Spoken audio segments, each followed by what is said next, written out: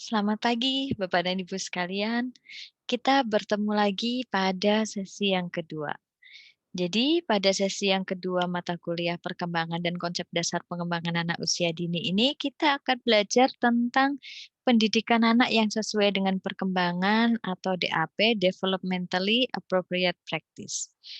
Dari sini kita akan tahu apa itu DAP. Jadi DAP merupakan konsep di dalam pendidikan yang sesuai dengan perkembangan anak. Jadi semua pendidikan disesuaikan dengan perkembangan anak yang diperkenalkan oleh para praktisi pendidikan yang dipelopori oleh Bradken. Kemudian DAP ini sendiri terdiri dari 3 dimensi utama, yaitu yang pertama sesuai dengan usia. Di mana sesuai dengan usia ini, penelitian tentang perkembangan anak menunjukkan bahwa adanya urutan tahapan pertumbuhan dan perkembangan ini bersifat umum dan juga dapat diprediksi atau dapat diramalkan. Oleh karena itu, pendidik perlu mengetahui setiap tahapan perkembangan anak agar dapat memberikan kegiatan, materi, serta pengalaman belajar yang menarik, aman, serta mendidik anak usia dini. Kemudian yang kedua, konsep pendidikan ini sesuai dengan individu anak yang unik.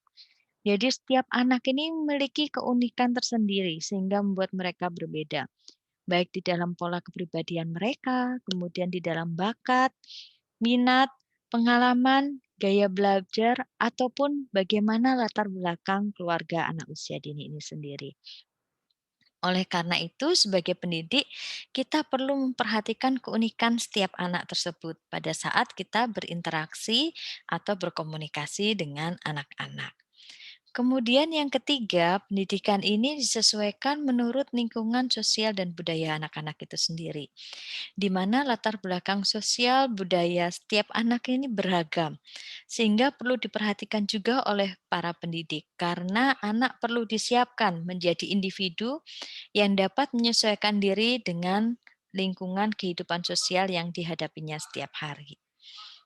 Kemudian pada DAP ini sesuai dengan prinsip kerja otak, karena pada konsep DAP ini menggunakan metode pembelajaran yang sesuai dengan prinsip brain based learning.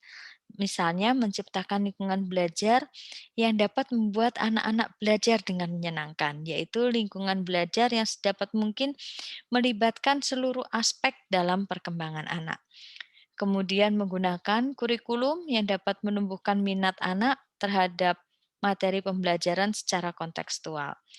Kemudian kita juga mengupayakan suasana pembelajaran yang aman dan juga menyenangkan yang bebas dari tekanan dan juga ancaman bagi anak-anak, serta menyampaikan materi belajar yang melibatkan pengalaman yang konkret, serta disesuaikan dengan tahapan perkembangan anak. Kemudian pada DAP ini sendiri terdapat berbagai landasan teorinya seperti teori Thomas Likona tentang perkembangan moral, kemudian ada juga teori Bronfenbrenner tentang ekologi dan juga kontekstual, dan juga hasil penelitian tentang brain-based learning.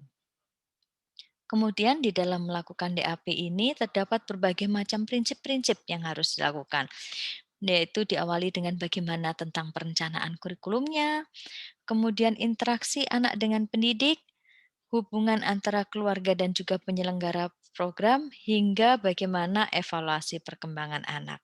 Jadi demikian Bapak Ibu untuk sesi yang kedua tentang pendidikan anak yang sesuai dengan perkembangan atau developmentally appropriate practice. Untuk lebih lanjut Bapak dan Ibu sekalian bisa belajar dari modul 3 pada mata kuliah ini. Demikian disampaikan Bapak dan Ibu sekalian. Jangan lupa untuk mengerjakan tugas diskusi pada semester ini. Terima kasih, tetap semangat dan sehat selalu. Selamat pagi.